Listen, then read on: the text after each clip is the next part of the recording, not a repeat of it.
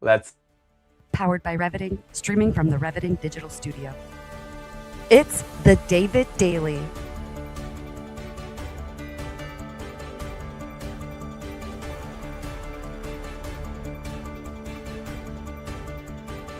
Exploring frontier technology, artificial intelligence, quantum innovation, and the intersection of faith, funding, and the future.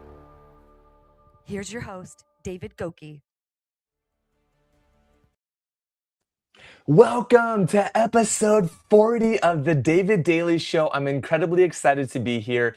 Today, we are going live on all major platforms. LinkedIn Live is our most favorite platform for so many reasons. We are live here on the David Daily Show, coming to you occasionally and sometimes daily. We have a special guest today. I'm excited for this guest.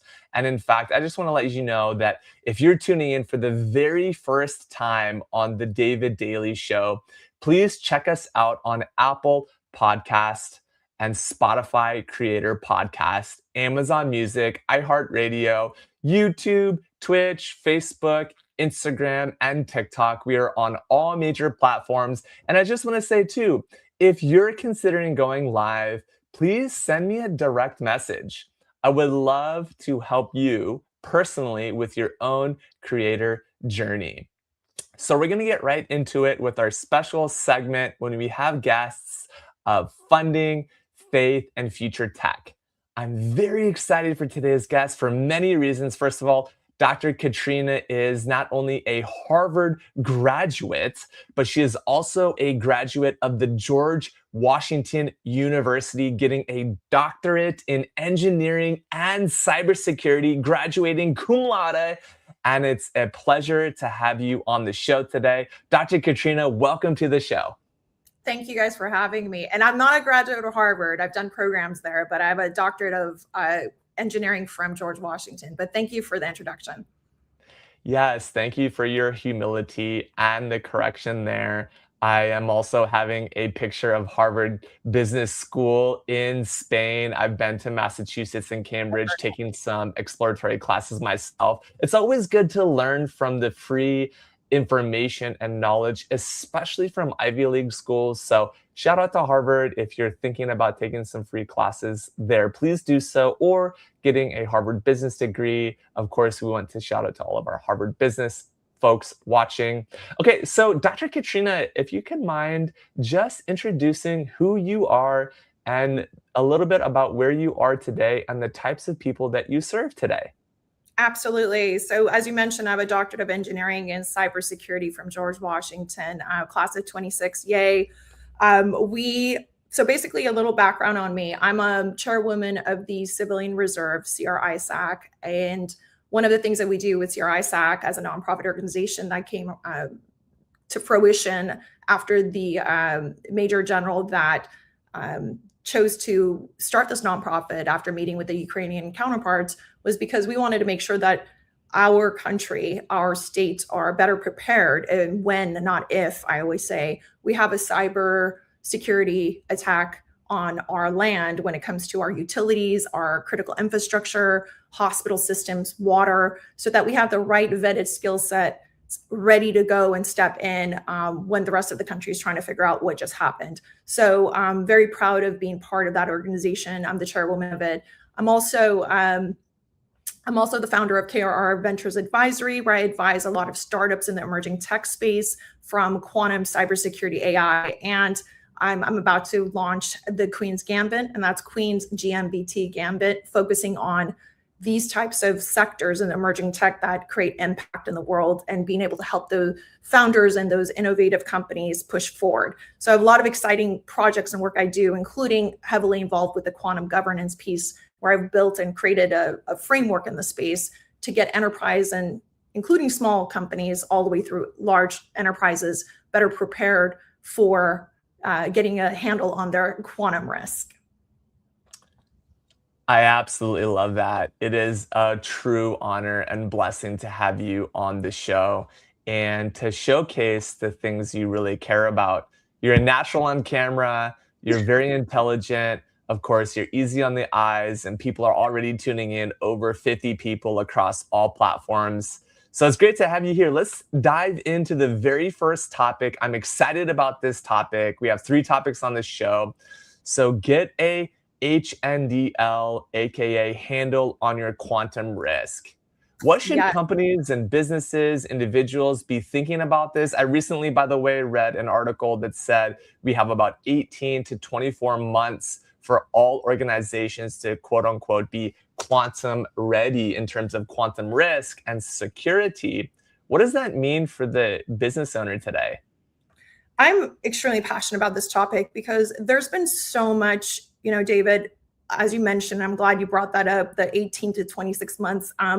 There are heavy hitting CEOs in our country and globally that have said it's 15 years out.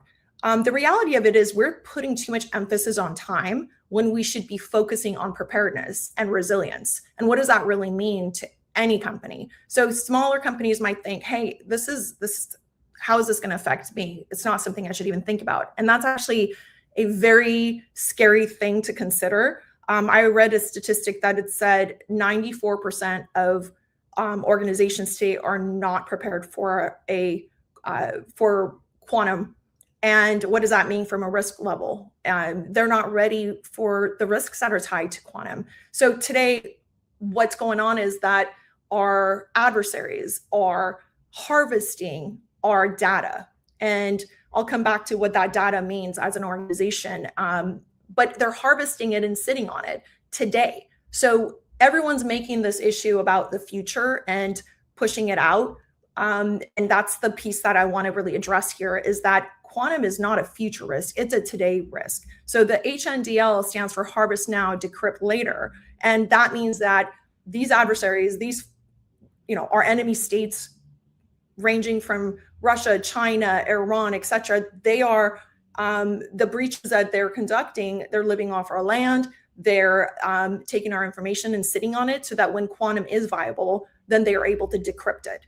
And that's a really big risk, because you may be an organization or a company today that sits on PII, personal information, healthcare records, medical, legal, M&A information, government, military, and you may not know that your information has already been harvested until quantum's viable. And that's when all of it comes out and everyone's going to be having to address it and deal with it. Right. Yeah, I'm really glad that you bring that up. So to put this in layman's terms, you have a USB drive like this, and what your adversaries are doing is downloading your encrypted data on this device. Why does it matter? Because once they have a copy of that encrypted data, then they can decrypt it later with quantum. What does that mean? Your 256-bit character encryption today on a device like this, I can save your hash codes, your Bitcoin wallet ID, your security on a device.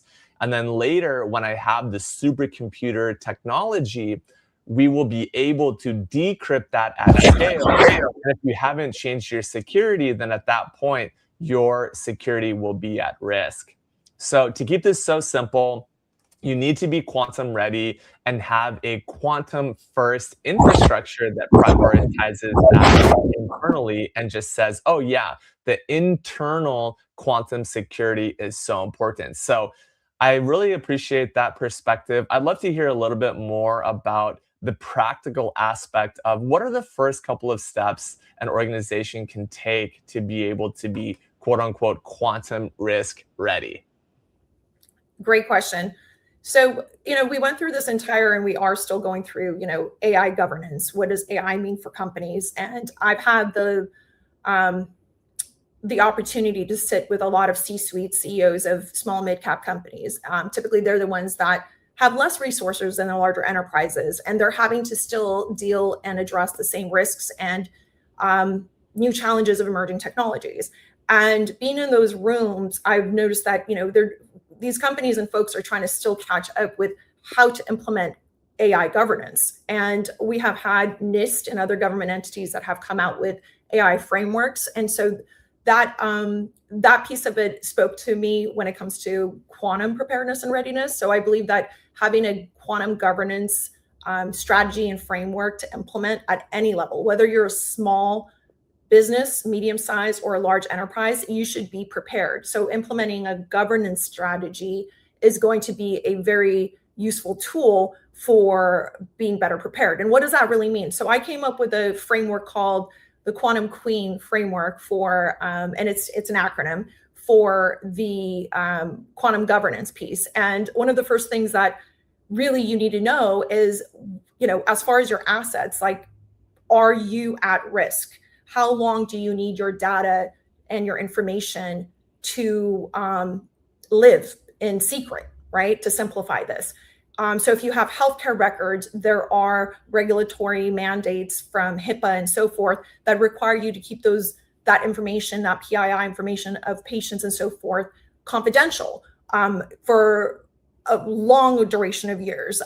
Financial records, government defense, intellectual property, and so forth and so on. All of that information, if you have anything to do with it, then you are at risk. And so you should have a governance strategy in place so that your C-suites, your boards, your et cetera, are all aligned and they know that they have taken the right steps and approach to be better prepared. First step, David, you asked, what could you do? I'll give you a little tidbit based on my own framework.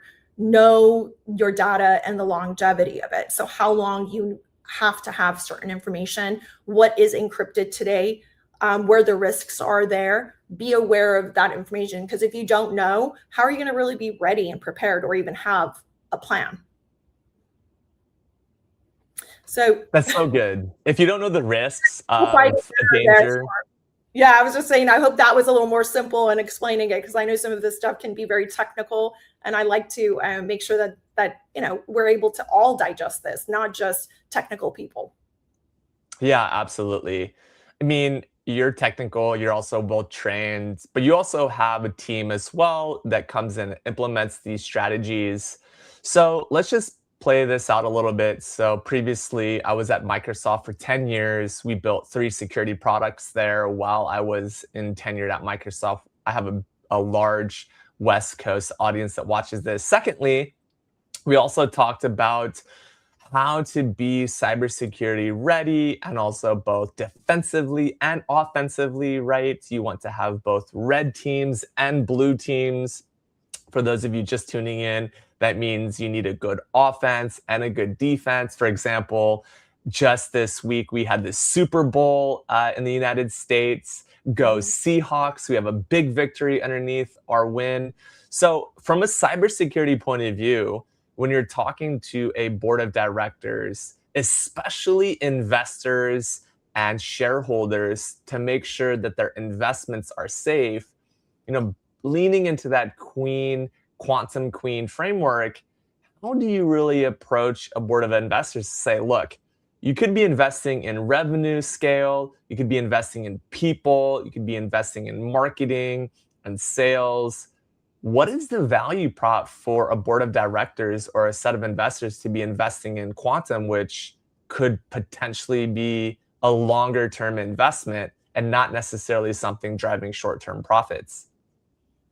So, what's funny about that last piece you said, David, I don't think that it's a long-term investment. I think that because the harvest now is already happening, it's a now and yesterday investment. Because you may not even know that your information, your data has already been harvested. And so why take that risk? And what does that risk mean to you from a financial angle? So I always make it a business case, because it's not a cybersecurity issue only. I mean, obviously it's a security issue, but it's not just a cybersecurity issue to your company, to your entity, to that data. And it's not just that transaction. It's basically a risk to your entire company, as well as a national security risk. Because there is something, as you and I know, in cybersecurity, lateral movement. Things can move laterally once they've breached, and they can go into systems and take certain types of information, data, and save it for harvesting it later if it's encrypted. So I believe that the way that I today, and I am doing that today, actually, I've gotten in front of one of the largest pension funds in the United States. And I have spoken on this topic to them about the risks of cyber as well as quantum from a PQC angle and what that means. And I've asked them to do this exact same thing, which is do an assessment, to do look at your portfolios and the managers that are investing in these types of companies and critical infrastructure, and see what are they doing? Do they have a governance strategy already implemented? And if not, are they ready? So I think between the boards that we're getting in front of, as well as the regulatory landscape and the insurance companies that are catching on to this more and more, they know there's a major risk here to our companies, organizations, to our economy, and they want to get on the forefront of it. Those who are not taking this seriously will get penalized short-term and long-term. Right. Yeah, I absolutely love that. And just a quick shout out to all the folks who are tuning in. Really appreciate all the folks joining in.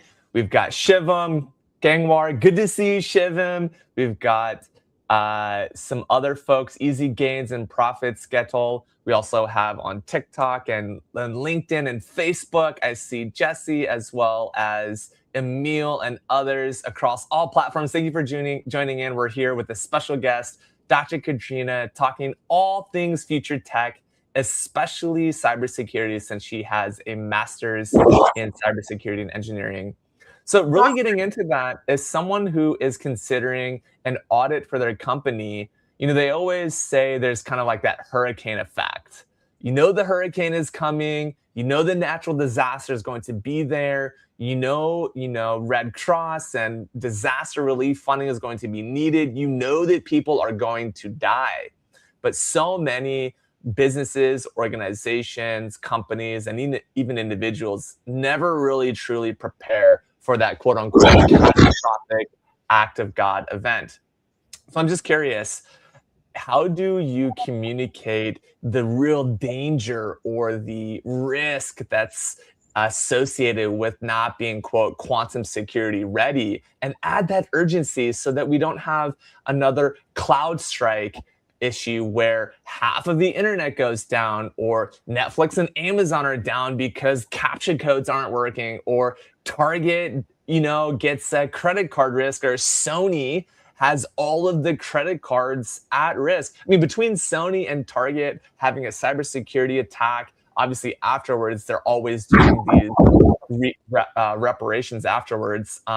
It's going to mute you for a second. So you always have these after the fact instances of, oh yeah, let's repair the damage. Let's do customer communications. Let's do PR. Let's protect our PII. But for those companies who are tuning in today saying, oh yeah, we are investing in being quantum ready, how do you communicate that urgency with stakeholders and shareholders, especially when you talk about HNDL?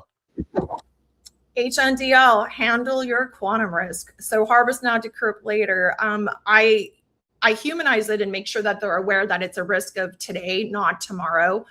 And it's not a risk that, the hype around this conversation is really frustrating for somebody like me and others who are in the cybersecurity industry, because we're all out there trying to build awareness that harvesting has been happening. I'll bring up an example, a major breach that occurred a couple years back, and Congress had to hear about it from the former director of CISA, Jen Easterly, and the director of FBI, where they were communicating the fact that the breach occurred that was called the Volt Typhoon. They were moving laterally into our critical infrastructure. So we're talking about utilities, water systems, all of the various essentials for our humanity, our civilization, our needs, our necessities, Maslow's hierarchy of needs, and they were living off the land. Well, why would they be living off the land? Well, harvesting, so that when that information, once quantum is viable, they would be able to decrypt that information. So harvest now, decrypt later. So that is a today risk. It's been happening. We don't know what the repercussions and ramifications later on will be. And hence why I believe that in our country today, we've prioritized. I'll give you a quick story. I was at last year at the Congressional Quantum Consortium with the congressional leaders talking about this, specifically how the United States has prioritized quantum from an economic standpoint. And in the room, a very small room, there were companies from the IBMs all the way through the D waves, which were, if you're familiar with the quantum companies that are publicly traded, many of them are now on the that are publicly traded, and they were in the room. And we were having a discussion about what does that mean, prioritizing quantum here in the United States? Well, we are competing. Most people may not understand, but this is a national security and also an economic piece. So the administration just put out an executive order in February that prioritizes quantum from an economic standpoint. I reviewed that executive order closely just a couple days ago and looked at the fact that it's focused on economics and PQC, so post-quantum cryptography, the risk side of it, where encryptions will be, once quantum is viable, broken, to be able to get that asset and decrypt it. The assets we're talking about, the information, the private information that we don't want out there, that was not in the executive order. So it talked about the economics, but not the national security element of it. So I'm a believer that you don't sit around waiting for government and regulatory folks to tell you you have to do something. You should get in front of that risk, because the last thing you want to do is sit on your hands with this and say it's a future problem. And then boom, now you're faced with decryption and your private information and your secret sauces are out there. And what are you going to do at that point? So long story short, it's a risk of today. And I always emphasize, what does that mean to you? If your information gets put out there today, you wake up that morning as a CEO of a company or as a board, and your fiduciary obligation was to prepare and you did not, how are you going to address that to the public? How are you going to address that to your constituents? So you shouldn't wait for the government to take care of stuff. You should be the fiduciary of your own entity and organization and board, and take that. That is a responsibility you've signed up for. Yeah, I absolutely love that. I read something really interesting that's related called the overview effect. And what I love about the overview effect is that there's this idea that astronauts from space, actually, they see the Earth from a third-person perspective, and an astronaut view of existentialism is triggered by something called the overview effect. The overview effect is a significant cognitive shift from seeing Earth from space. And what it does is it blends awe and fragility together with a sense of unity, stripping away political borders and really revealing the planet as this tiny, fragile, and interconnected home, often which leads to intense feelings of responsibility, of compassion, and a desire to protect humanity. Because as a whole, humanity is what really connects each of us, no matter where you are from, where you were raised, your national citizenship, or your personal preferences. This idea of this overview effect, or what we would call the from space humanity effect, can be very relatable to quantum technology. And so I want to shift over to our second topic, which I'm very excited about: strategic capital for emerging technology. Of course, we're called funding, faith, and future tech. So how advisors support founders beyond writing checks. Yes, capital and resources are so important, but I'm curious, what is your approach on advisorship, and how do you actually advise startups beyond just writing checks?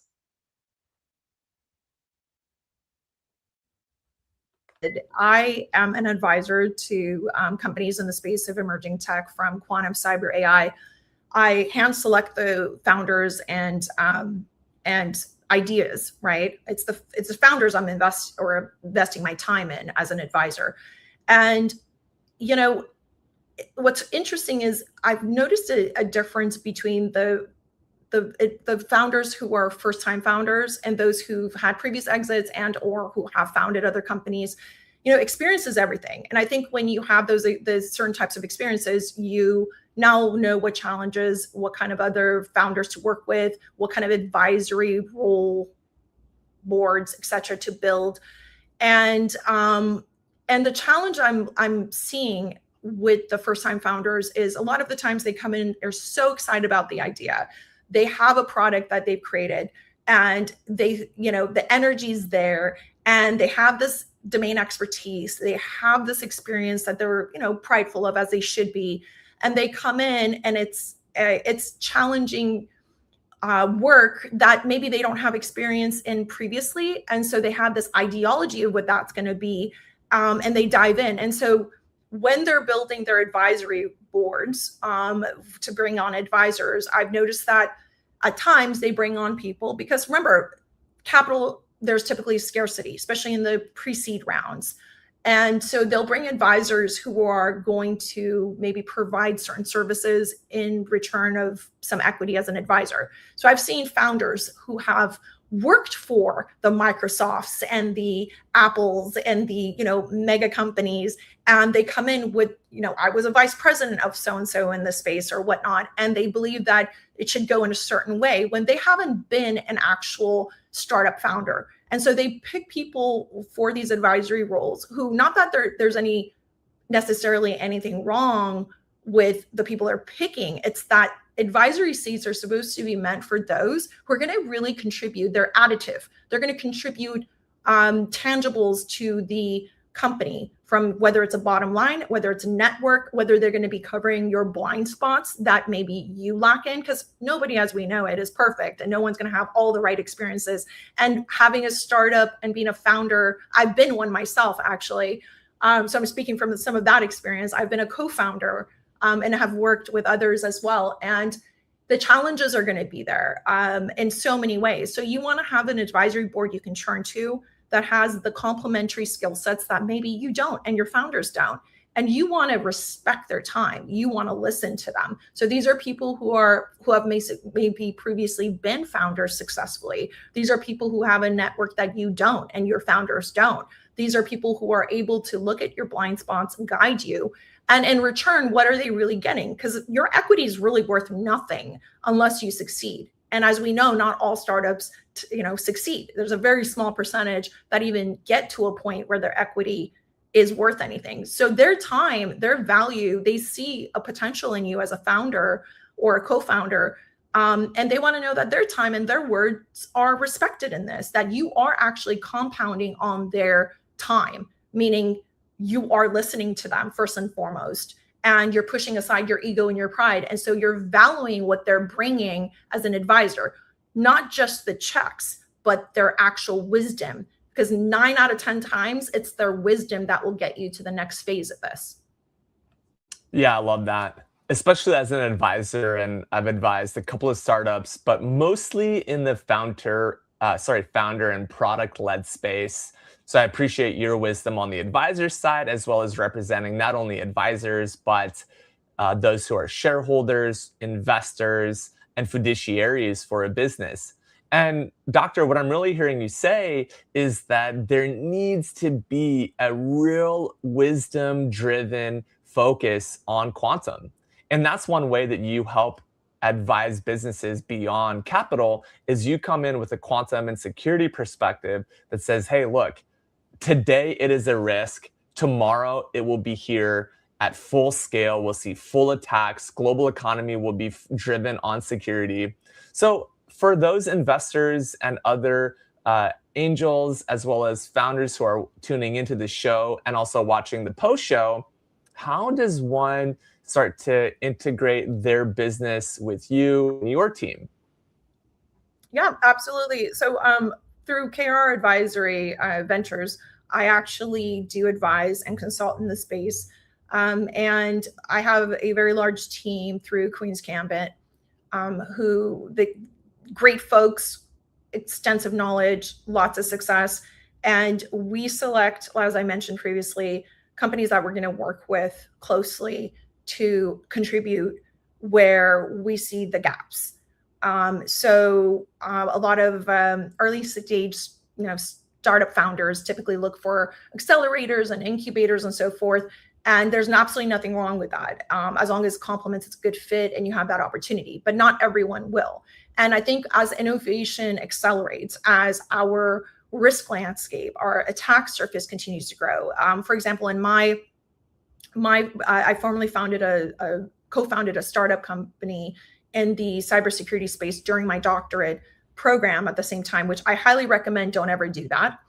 If you like your sleep and you like having a little free time, it's the worst combination you could do. But I learned a lot, and it definitely put me out there, and I can come back to the table with the companies I advise today and provide that guidance and the failures that I saw and or endured, to bring that back to those advisors is a very big value added component. So don't look for just folks that are, again, they've held certain types of high level jobs in corporate America. Look for the ones who've failed.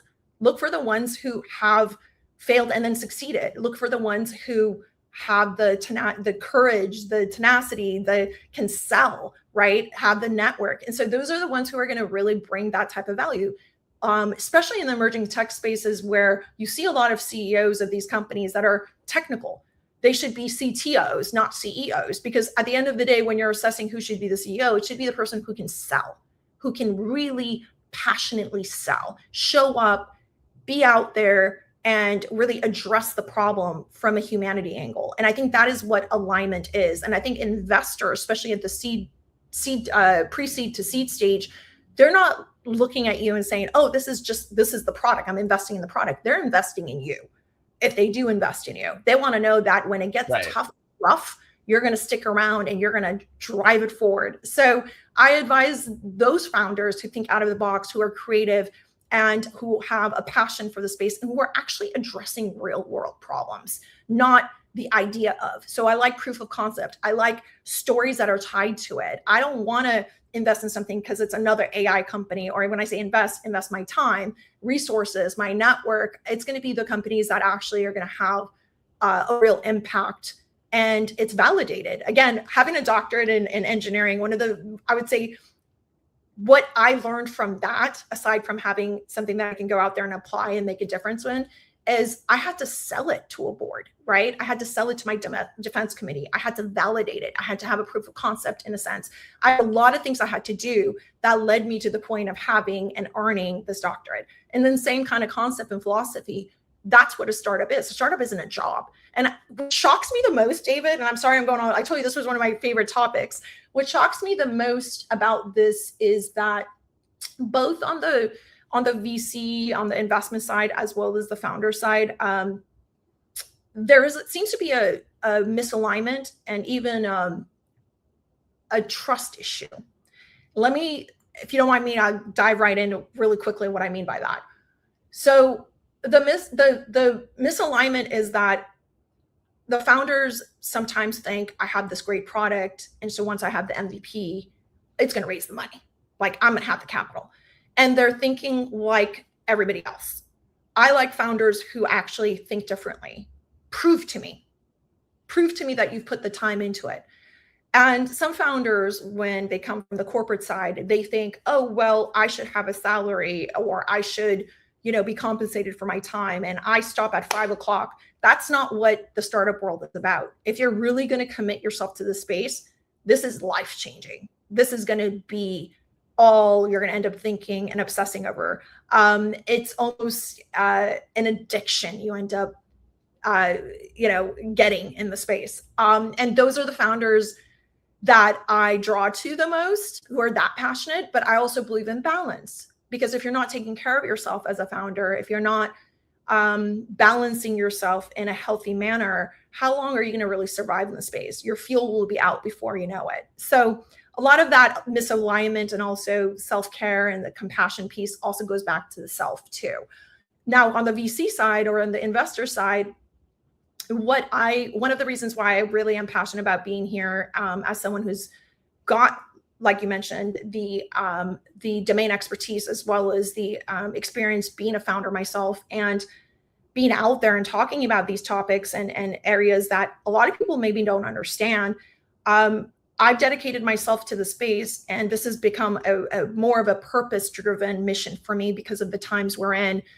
And I've chosen to be here in the space because I'm also finding that a lot of the VCs and investors also don't have necessarily the domain expertise. They know what they know, they're good at what they're good at, and maybe they have had some really great wins with certain companies and founders, But in an emerging space that's moving this fast, and it's multifaceted. So it's the regulatory side and, global geopolitics involved.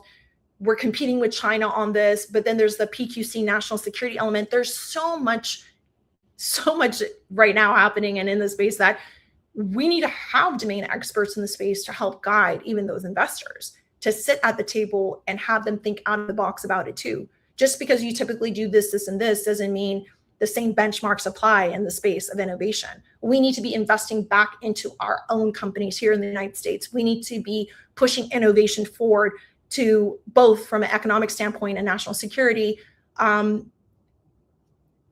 compete and also protect our nation. So I'm very passionate for both of those reasons, and I love to bring that knowledge and experience to these founders. So thanks for letting me get that off my chest. Yeah, absolutely. No, I love it. And that's the whole point of the David Daly Show, is to bring you on as a guest, but also to highlight your expertise. And you mentioned PQC a couple times. I just want to bring everyone along on this journey. What is PQC? What does that actually mean in the context of quantum and technology risk? Yeah, so PQC stands for post-quantum cryptography. So today, and great question. Sorry, sometimes I get carried away. No, it's good. So post-quantum cryptography, so as you adjust yourself there, just want to make sure that we're aligned here on that as well, so people understand that as well. What exactly does post-quantum cryptography mean? Yeah, sorry, my laptop decided to kind of shut down there for a second. So PQC, post-quantum cryptography, today, computers that we use today, we have classical encryptions. And once quantum becomes viable, because today the quantum computers are not in use. So this is why we say once quantum is viable, we have all these risks, right, with handle and so forth. So once it's viable, our classical encryptions that we use to encrypt our data, our secret sauces, PII, et cetera, are going to be breakable.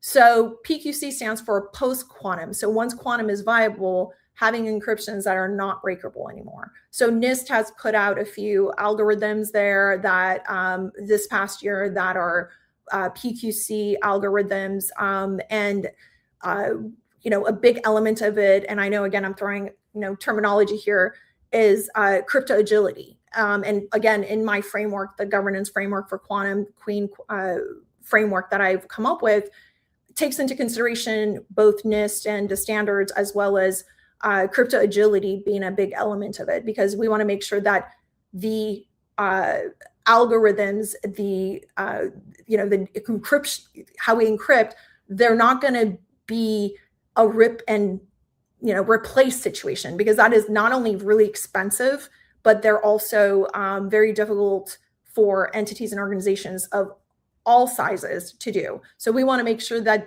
their post-quantum cryptography, PQC, is something that everyone's aware of and they're able to shift to. And the standards are requiring today that by 2030, 2035, I believe, that implementation has to be done.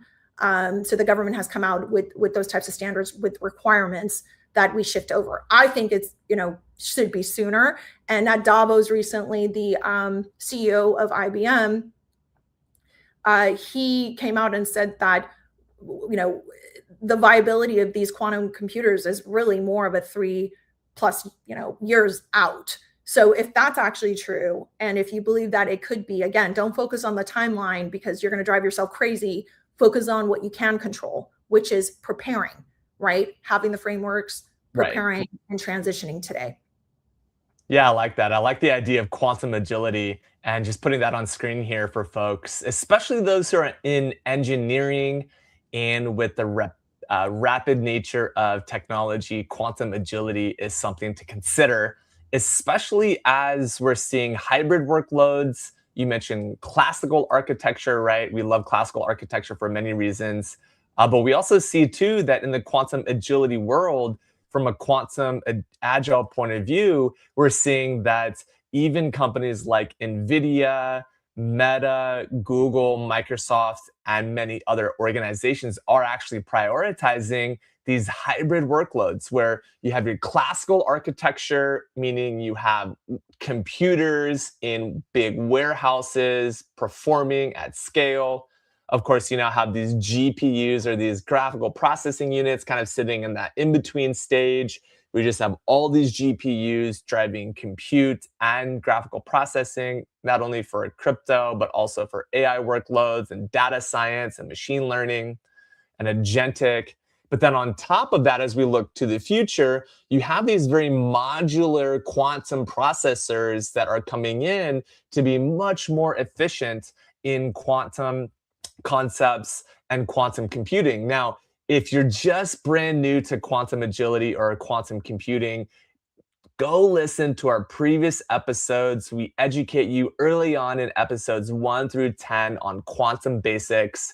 You can find that on Apple Podcast, on Spotify, on Amazon Music, iHeartRadio, and YouTube, and all major platforms.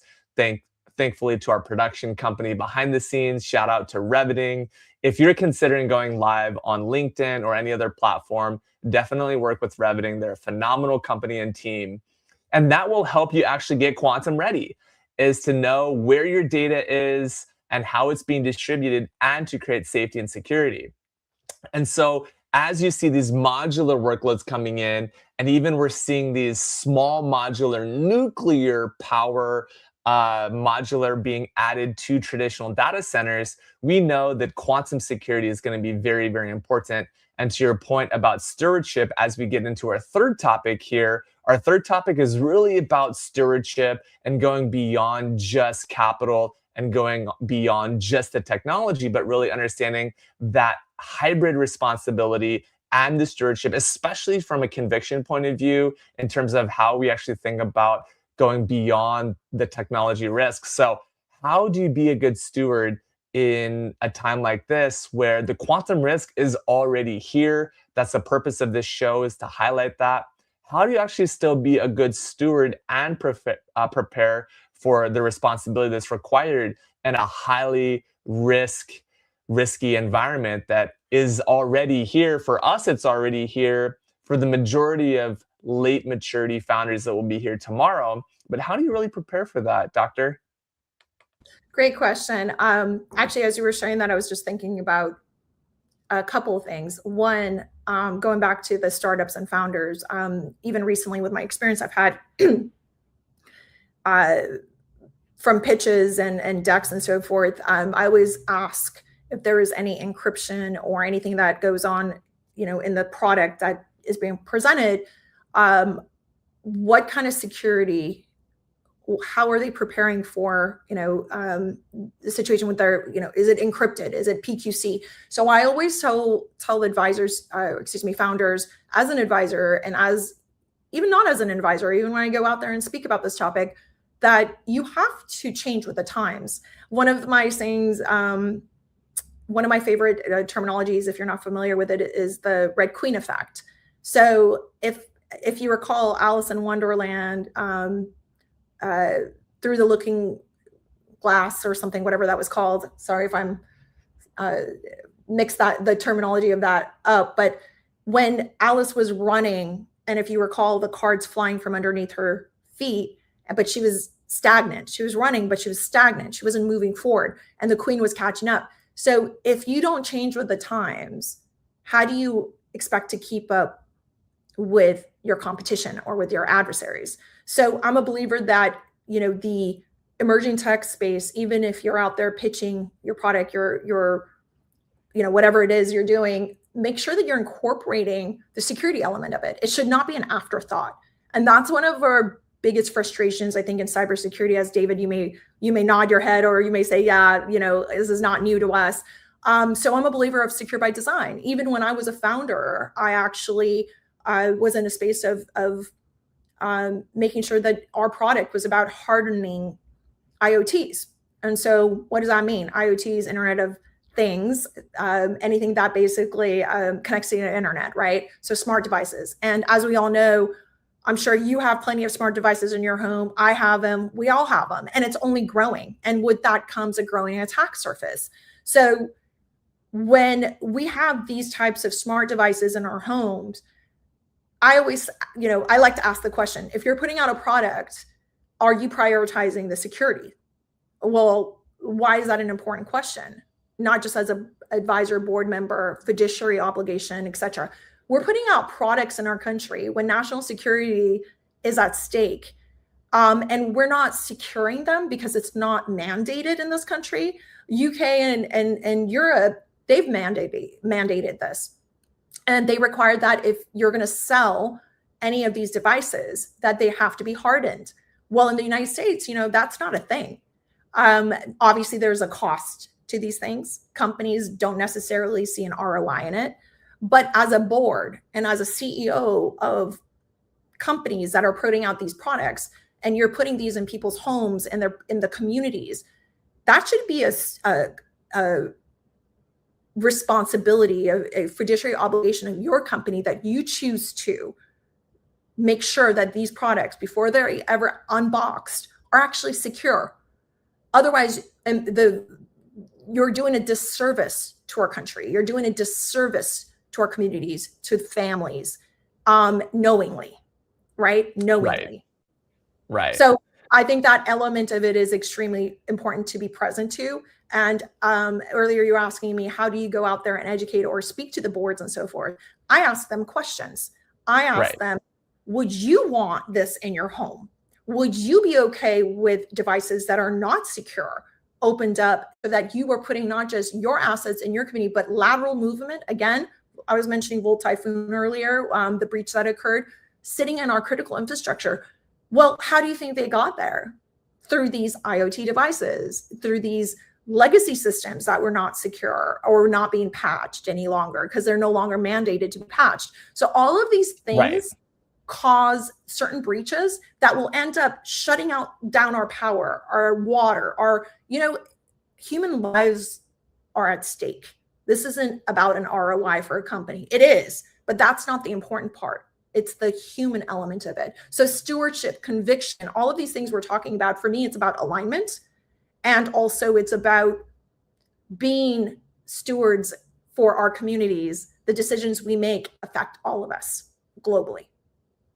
Yeah, that's so good. I absolutely love that. And here's a perfect opportunity for us to do a quick shout out to AI and Faith. So I participate in a nonprofit called AI and Faith, which is a pluralistic, religious, and faith-based organization bringing the world's wisdom to AI ethics and morality.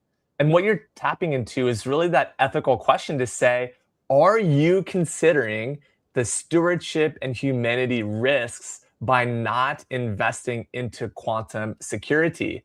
And it's more of a moral and humanity question than it is an ROI or a profit-focused New York Stock Exchange type of a conversation. So I'm curious, just to stay in the theme of the show, funding, faith, and future tech, what role does faith play in your life and spirituality as you're thinking about these types of conversations? I love that question, actually. I think that for me personally, I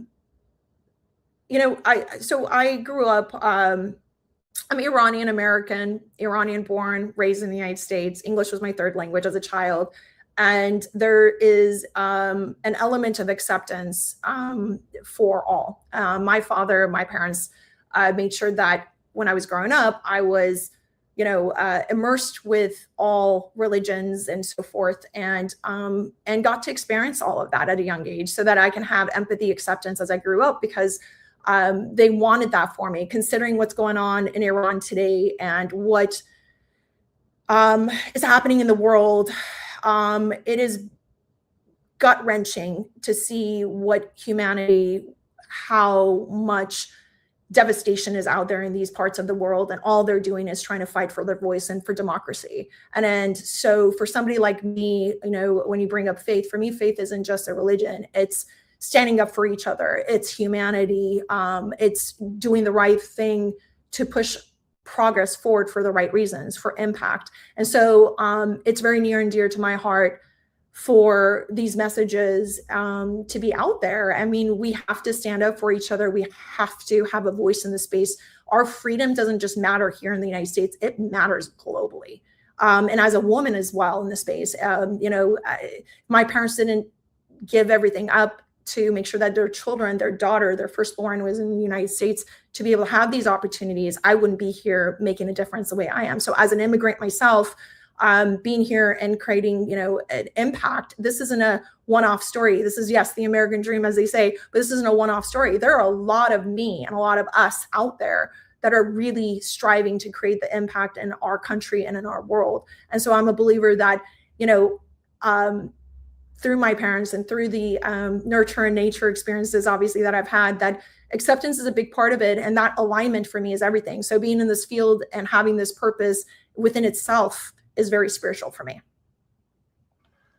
I absolutely love that. And my mother was actually a beautiful Korean immigrant before she went on from this world. So I do have a tender place, not only for immigrants, but also for mothers, which you are also a mother. It's just one of the kind of roles or hats that you play. And I love your perspective on faith as well, saying that, look, hey, I'm an Iranian American, and I know that there are geopolitical and economical issues that are kind of beyond the scope of this show. We stay apolitical. But yeah, it definitely affects it because there's culture there.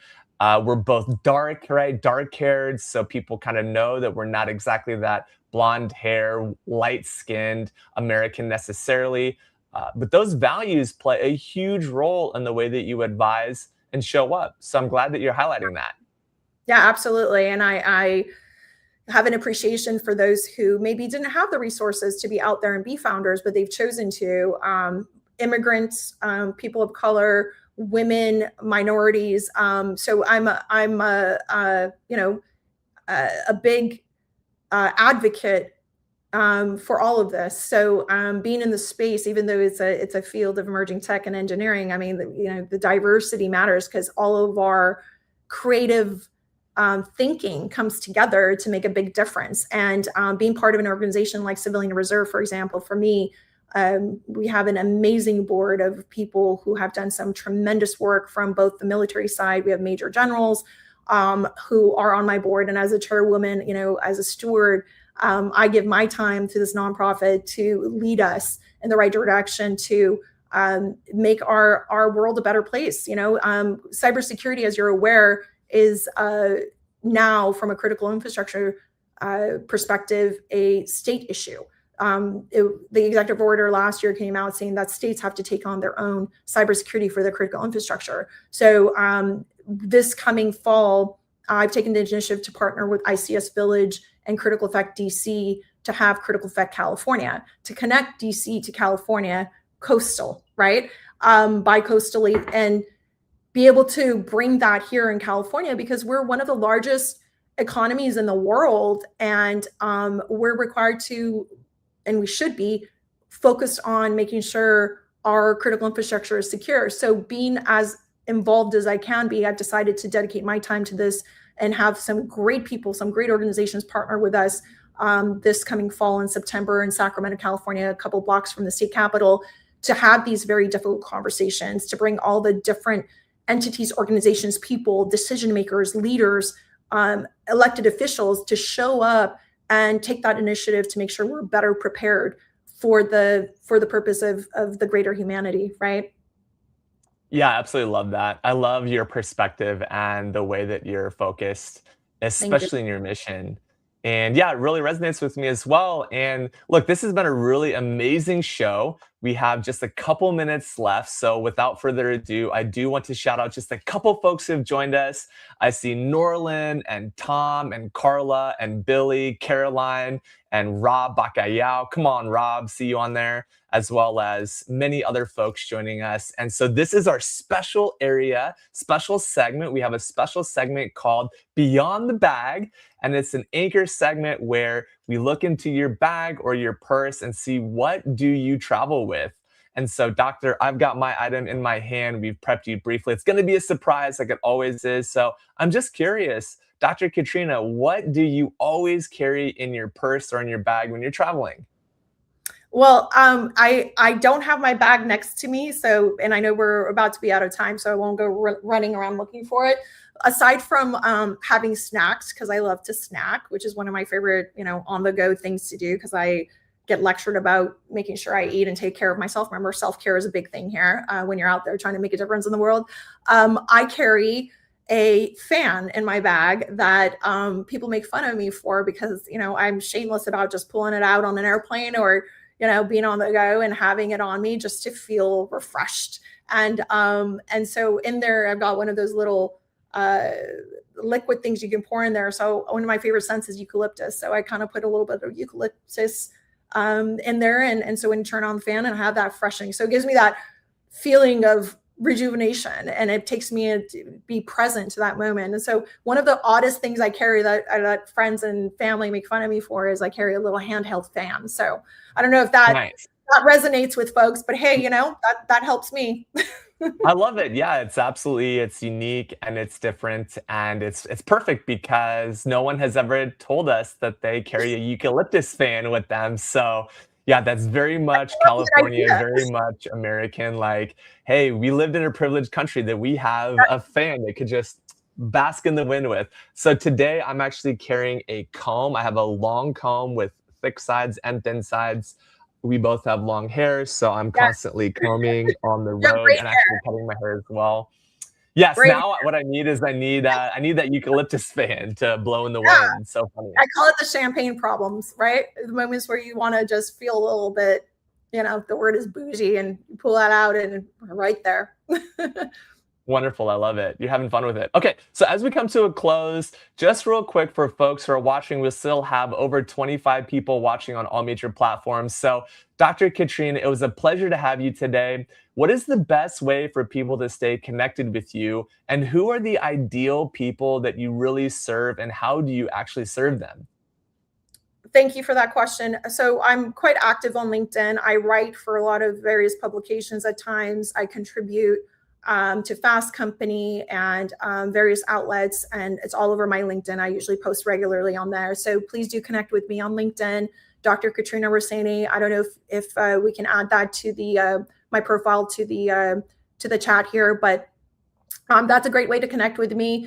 Additionally, as far as the kind of folks I work with VCs and the smart money side, investment banks, VCs, and those who actually want a domain expertise of mine to be part of their team at some capacity, to advise, to work with them on looking at the technologies, innovation, and the founders who are going to make the real difference, who are going to have that impact. So that's one area. Secondly, I am also consulting with founders, and typically the seed plus stage is what I look closely at. Doesn't mean I'm not going to look at the pre-seed stage, but typically seed plus stage. And I work with those folks, and thank you so much for putting that up. I work with those folks with anything ranging from obviously advisory work, consulting, guidance on go-to-market strategies, all the way through connecting to the networks that they don't have, being part of the team at various capacities, and consulting with them even on their business development strategies that they may not be thinking out of the box on. And so, like I said, working with those that complement you and also guide you and have the experience. So reach out to me if you do have any questions. Thank you again for having me on the show. It's been a pleasure. I love our conversations and the topics, and good luck, David, with everything, and keep doing the great work you're doing. Yeah, thank you so much. So we're going to close the show out. It's been a pleasure having another guest on the David Daily Show, where we go live and have special segments, especially like today, where we focus on funding, faith, and future tech. What a pleasure to have a special guest on the show. So I just want to say, please tune in to our next show. We have a guest every week. And in between, we go live daily on all major platforms. Please like our content, subscribe on Apple Podcasts and Spotify, and tune in tomorrow. And if there was a piece that really spoke to you, either during live or in post, feel free to comment and promote yourself, meet other people in the chat, in the comments, and build a community together, because life is so incredibly short and we're so incredibly blessed to be here. So tune in next time. See you on the David Daily. Over and out.